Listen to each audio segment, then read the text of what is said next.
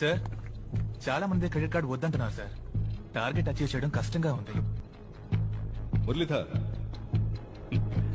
బాబు, కస్టమర్లను బోన్ పెట్టి పట్టాలి.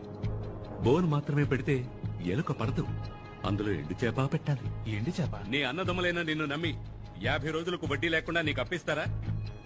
మా బ్యాంక్ ఇస్తుంది అని చెప్పు. క్రెడిట్ కార్డు తీసుకోండి సార్, అవసరం వస్తే వాడుకోండి, లేదా ఓ మూల పడేసి ఉంచండి చెప్పు. తప్పకుండా తీసుకుంటారు. 50 రోజుల్లో డబ్బు తిరిగి కట్టకపోతే 36% వడ్డీ, వడ్డీకి వడ్డీ, అప్పు 3 నెలల్లో డబుల్ అవుతుంది. ఇవన్నీ చెప్పొద్దా సార్?